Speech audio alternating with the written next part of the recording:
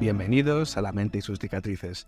Soy Pablo de Lorenzo, psicólogo experto en trauma y acoso. Hoy tenemos con nosotros una vieja conocida, Marina, que ha participado en El Rincón del Colaborador, ha participado en otras entrevistas y es un gran referente en lo que se refiere a rigurosidad clínica, técnica y además habla muy bien.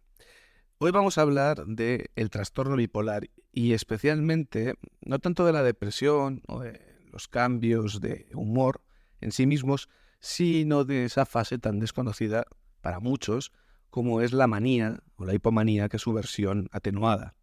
Así que, sin perder mucho tiempo, vamos directamente con esta entrevista que os va a dejar bastante sorprendidos. Ya estamos en la entrevista con Marina Martínez del Palacio Mental. ¿Qué tal estás, Marina? Hola Pablo, encantada de reunirme aquí contigo una vez más. Sí, siempre es un placer estos programas tan chulos y estos episodios tan bonitos que salen del Palacio Mental. Hoy vamos a... Bueno, quería que te volvieses a presentar un poquitito, para los que no conozcan a Marina Martínez. Eh, Recuerda un poco al público quién eres, por si no te han escuchado. Bueno, pues para quien no haya escuchado los anteriores, ¿no?, episodios que hemos grabado juntos y separados, soy Marina, soy psicóloga integradora, sobre todo con formación cada vez más en trauma y apego, pero también, ¿no?, pues en este caso que vamos a hablar de trastorno bipolar, sobre otras patologías, ¿no?, que vemos en consulta, y me pueden encontrar como el Palacio Mental, ¿vale? Muy bien, muy bien. Es un bonito lugar. Muy bien, hoy vamos a hablar del trastorno mental severo, pero en principal del trastorno bipolar y sus subtipos. Vamos a meternos mucho en lo que es el episodio maníaco y vamos a intentar desmontar de una vez por todas que ese tipo de comentarios de, es que este es bipolar. No, vamos a intentar arrojar una visión real, realista y sin frivolidades de lo que es esto. Porque mucha gente que nos escuche probablemente tenga familiares o padezca esta problemática. Y la primera pregunta que te quiero hacer es si puedes ofrecernos una pequeña explicación sobre lo que implica el trastorno bipolar y cuáles son sus características principales. Bueno, pues yo creo que es importante, ¿no?, observar que a diferencia de la literatura popular, ¿no?, en la que a veces se ha entendido el trastorno bipolar como un cambio de personalidades o como un cuadro psicótico, el trastorno bipolar diríamos que es un trastorno del estado de ánimo, ¿vale? Lo que significa, ¿no?, que, bueno, que las personas que lo padecen, por así decirlo, sufren cambios extremos en su estado emocional, que incluyen estos episodios de manía o hipomanía. Bueno, hablaremos luego, ¿no?, de esta diferencia, y de depresión, ¿no? Y bueno, pues a nivel luego, ¿no?, de gravedad, pues es cierto que van a variar en función de lo que conocemos como subtipos de trastorno bipolar.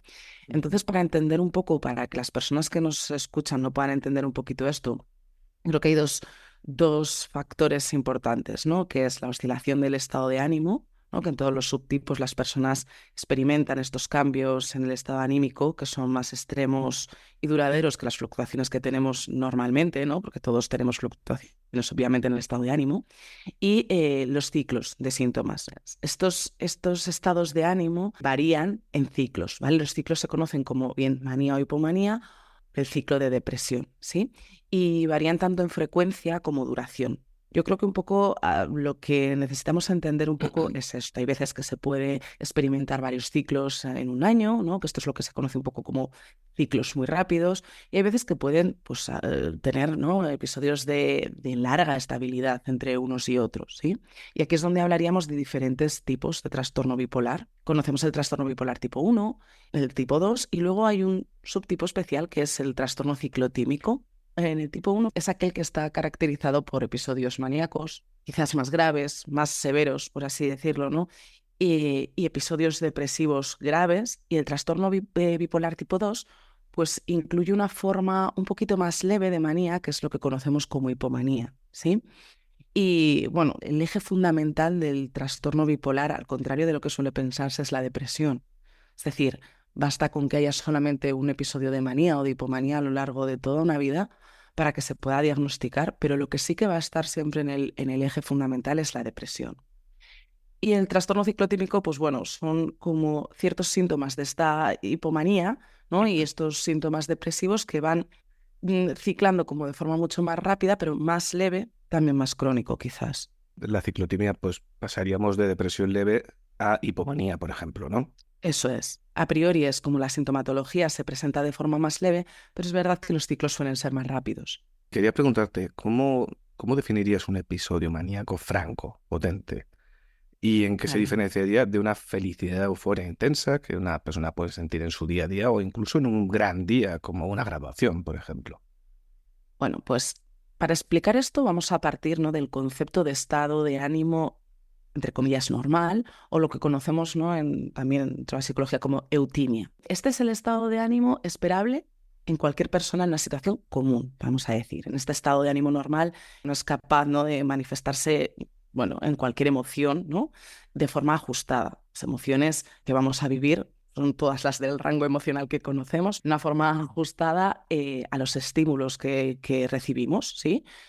También la alegría, también la euforia, ¿no?, está dentro de nuestro rango emocional. El problema es que hay veces que este estado de ánimo se desajusta por alguna condición, ya sea física, ya sea mental. Por ejemplo, en el caso de la depresión es el estado de ánimo que está anormalmente bajito, o también Ujú. conocido como hipotimia. Y en el caso de la manía, ¿no?, que nada tiene que ver con tener manías, ¿no?, No es tiene ese nada que estado, ver. nada que ver con tener manías, ¿no? Que eso es pues un concepto del lenguaje popular, ¿no? Es ese estado de ánimo desregulado, pero que está anormalmente alto, hipertimia, ¿vale? Entonces no tiene nada que ver con sentir emoción de euforia, sino en la línea base de nuestro estado de ánimo es la que está desajustada por arriba, digamos, ¿vale? Entonces, esto no es que una emoción puntual que responde a una situación concreta, ¿no? Es más bien una forma de estar en el mundo, de relacionarse con el mundo, de percibir, que en ocasiones pues lleva a las personas a tomar decisiones, riesgos, ¿no?, que son potencialmente perjudiciales para sí mismos o para los demás. Mm. Claro, metiéndonos en esto de los riesgos, claro, Sí. tenemos que hablar de los síntomas y signos que presenta un episodio maníaco. ¿Cuáles serían? Bueno, para que entendamos un poco, ¿no? Podemos observarlo desde un estado de ánimo elevado, pero no solamente elevado, que es que este es el tema, ¿no?, que por eso se diferencia también de la euforia, porque es que es un estado de ánimo elevado o irritable incluso. Pueden percibirse como extremadamente energéticas o irascibles también. La hiperactividad, ¿no?, la actividad física tal cual, o mental o social, o sea, una actividad desbordante.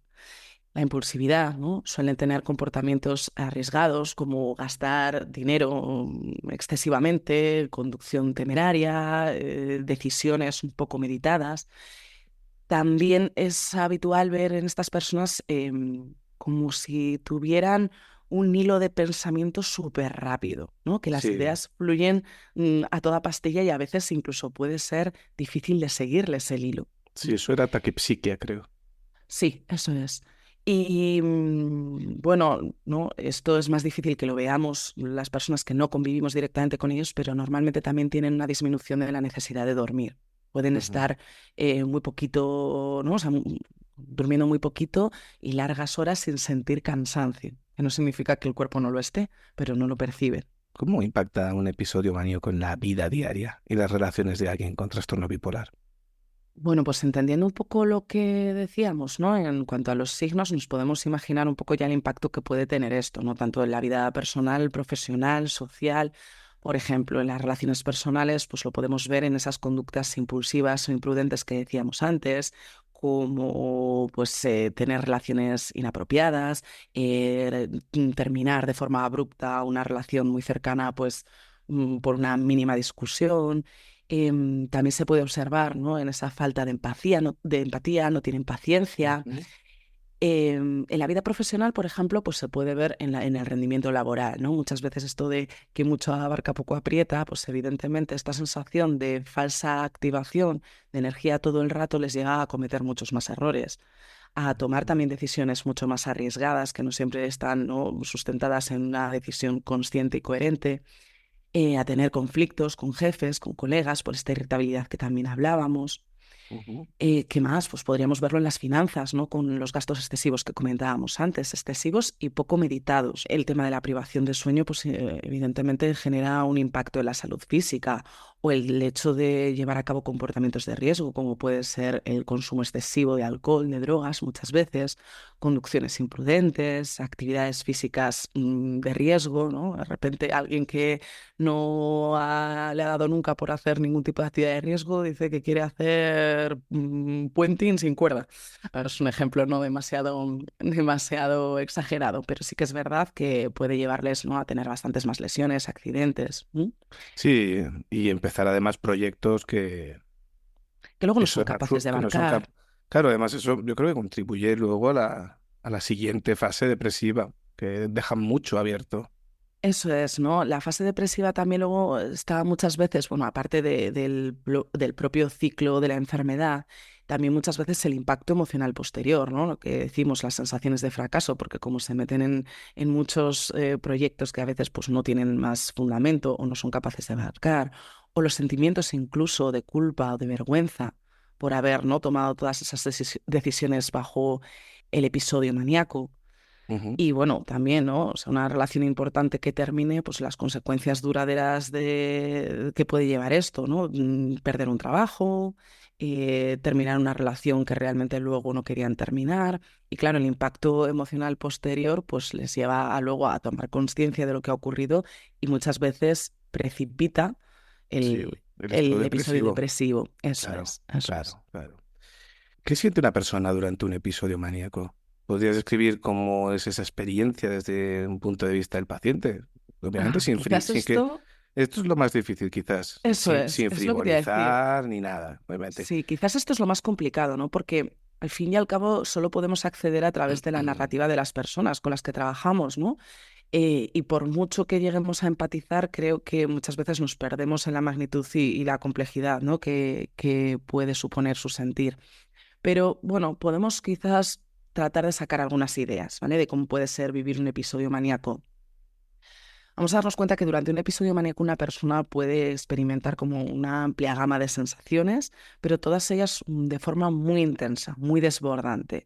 Desde el punto de vista del paciente, quizás la experiencia, ¿no?, bueno, puede variar, obviamente, pero generalmente se caracteriza por esta combinación de emociones extremas, de los pensamientos acelerados que decíamos antes, Ujú. una sensación de energía imparable, de no necesitar dormir, de grandeza a veces también, que es lo que lleva a poder percibirse, ¿no?, como delirios de grandeza, pero porque tienen Ujú. esta sensación de poder con todo, una sensación de búsqueda constante de estímulos, todo se les queda pequeño, ¿no? Imaginémonos estar ahí, estar en Ya, esa sensación, que ¡guau!, se tienen que sentir sobredimensionada. semidioses casi.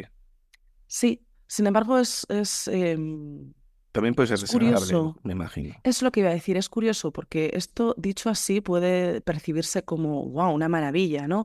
Pero no es una sensación agradable de sentir, Ujú. porque es un estado en el de excesiva grandeza o de excesiva euforia o energía, pero también como una sensación de no abarcar, de nunca estar suficientemente pleno, no es desde la plenitud que podemos sentir en un Ujú. estado normal. ¿Mm? Vale. ¿Y habría ciertos factores que comúnmente pueden desencadenar un episodio maníaco en personas que ya tienen trastorno bipolar, como pues, disparadores químicos, ambientales, Sí, eso relacionales? es. Pues, por ejemplo, ¿no? Químicos tiene que ver con un desequilibrio en los neurotransmisores, ¿no? Se sabe que la manía o hipomanía está relacionada con la desregulación de neurotransmisores como puede ser la dopamina, la Ujú. serotonina, el glutamato, ¿no? Todos ellos afectan al estado de ánimo, a esa energía que decíamos y a la conducta, ¿no? Entonces, aunque esta desregulación influye a nivel biológico, sí que luego hay ciertos factores externos que pueden alterar estos neurotransmisores, ¿no? Ujú. Por ejemplo, ambientales, consumo de sustancias, Sí, ciertos medicamentos, ¿no? La falta de sueño, la deprivación de sueño, los cambios estacionales también muchas veces, los viajes con alteraciones de ritmos sí, circadianos, lo que claro, claro. conocemos como el jet lag, pero también, por ejemplo, factores de tipo más relacional, el estrés. Conflictos interpersonales que la persona viva como desbordantes, ¿no? Sobrecarga de responsabilidades.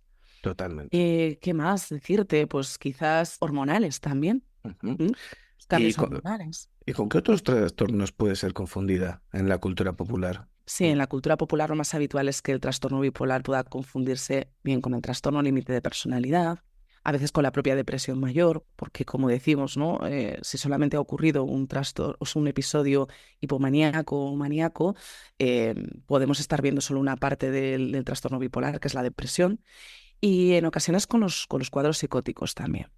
Por la parte de los delirios, que al final muchas veces Claro. la parte maníaca puede tener delirios de Eso es, ¿no? Lo grandeza que o... decíamos, esos delirios de grandeza o esa sensación de excesiva grandeza en muchos casos se confunden con los delirios megalomaníacos de una esquizofrenia, por Sí, ejemplo. Eso aparte, es, había oído gente que dentro de esos delirios de grandeza también hay alucinaciones, como de que la gente, si es un chico, pues que las chicas le sirven, se sienta visto, pero claro, eso es muy complicado para una persona que no ha pasado por ello imaginárselo y visualizarlo, porque realmente sienten que es verdad, sienten que les miran, sienten que les desean y efectivamente. están en un top anímico, claro, que puede ser una auténtica locura en el sentido de desbordamiento sensorial y emocional. Eso es, y es que además, aparte del delirio en sí, ¿no?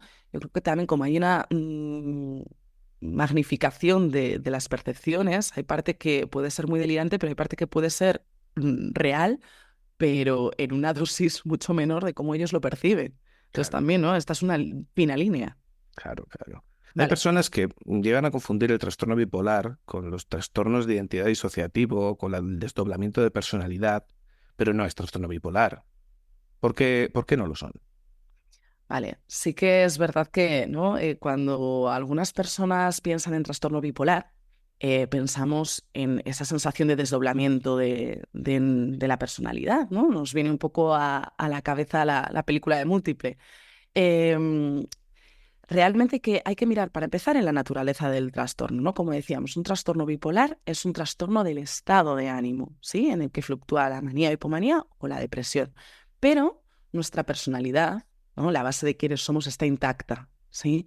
En el trastorno de identidad disociativo, también, ¿no? Que antes se conocía como trastorno de personalidad múltiple, hay que entender que la persona puede tener dos identidades o más o estados de personalidad distintos. Y esto normalmente está más enmarcado a la base de un trauma.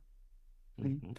Realmente hay muchas veces también está acompañado de lo que conocemos como amnesia disociativa, es decir, estas múltiples personalidades no se conocen, entre comillas, entre sí. Es decir, la persona puede pasar de un estado de personalidad a otra personalidad y no saber qué ha ocurrido entre medias. Lo que pasa que, como decimos, ¿no?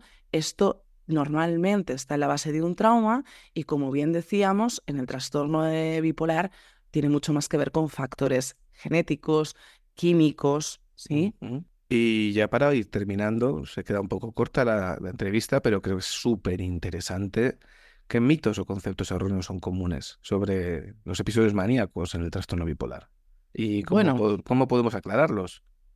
yo creo que mitos, aparte, ¿no? de estas, de confundir, ¿no? Estas realidades psicopatológicas, bueno, por ejemplo, el mito que veníamos comentando, los episodios maníacos son momentos de felicidad, ¿no? De mucha energía. No, como decíamos, que aunque la manía puede incluir esta euforia o energía intensa, que no tiene que ver con esto, que no siempre se manifiesta como felicidad, que los episodios maníacos tienen más que ver, ¿no?, con esta energía entendida incluso de forma caótica, incluso peligrosa, que además, ¿no?, de esa euforia puede haber irritabilidad, puede haber impulsividad, cambios de humor, no estar siempre en esa felicidad. Nada tiene que ver, no es agradable, ¿no? Ujú. Otro mito que se me ocurre, que las personas, ¿no?, disfrutan de estos estados y no quieren tratarse, que a veces parece que, ¿no?, que es que no quieren. Y es que es verdad que es muy difícil para ellos identificar también el momento en el que está haciendo clic la mente, Claro, ¿sí? Porque una depresión quizás es más fácilmente reconocible, porque es un estado, ¿no?, que se asemeja mucho a la tristeza y sabemos que nadie quiere estar ahí. Pero sí, cuando empiezas un poco en esos síntomas enérgicos, en un primer lugar, ¿no?, en un primer momento puedes sentirte bien. sí. Luego, ¿no?, el gradiente desde ahí hasta el problema es mucho Eh, más difícil Luego de ya es como identificar. pasarse de frenada, quizás. Efectivamente, ¿no? Pues, por ejemplo, eso, la manía siempre es fácil de reconocer, ¿no? Que con lo que estamos diciendo, y no, porque además hemos estado quizás dando una muestra su parte o su visión más severa, pero recordemos, ¿no?, que hablábamos de hipomanía, que es una forma leve, en la que Ujú. es todo esto, pero llevado a quizás un puntito por debajo. Entonces es verdad que muchas veces no se reconoce, aparte de ellos mismos, las personas que están cerca sí que pueden ver a sus familiares, ¿no?, como algo más enérgico, algo más Claro, productivo, sociable. lo pueden percibir incluso como algo positivo. Efectivamente, ¿no? Y que vivimos en una sociedad en la que el exceso de energía, el exceso de trabajo, el estar súper Ujú. productivo, lo valoramos como algo bueno, con lo cual yo creo que esto también es un hándicap y un lastre, ¿no?, a la hora de poder diagnosticar estos cuadros. Claro, claro. Y ya como despedida, ¿algún mensaje que quieras aportar o que quieras comentar? Bueno, yo creo que es importante, ¿no?, concienciarnos de, pues al final, de la salud mental, que yo creo que llevamos ya tiempo y tiempo y tiempo, pero sí que es verdad que todavía, ¿no?, en la cultura popular tendemos a confundir estos términos y a veces, ¿no?, las personas que lo viven, sus familias, sufren mucho y hay mucho desconocimiento en esto. Y es uno de los trastornos que desde luego yo creo que genera más desconocimiento y más falsas ideas, funciona un poquito de lo que estábamos hablando. Entonces, bueno, yo creo que podcasts como el tuyo, Pablo, o cualquier otras fuentes de información, creo que son importantes siempre, pues, para poder estar un poquito más concienciados de la realidad de estas personas y también ayudarlos mejor. Sí, sí, eliminar estereotipos absurdos que realmente no ayudan en nada. Eso es, eso Pues es. muchísimas gracias, Marina, por estar en esta entrevista. A ti, Pablo, como siempre, un placer. Muchísimas gracias. A ti. Y hasta aquí llega el episodio de hoy. Espero que hayáis entendido cosas que, bueno, quizás antes no conocíais o simplemente hayáis pasado un buen rato. Recordaros que está el email lamentesysuscicatrices@gmail.com. Hasta aquí llega el episodio de hoy. Nos vemos en la próxima.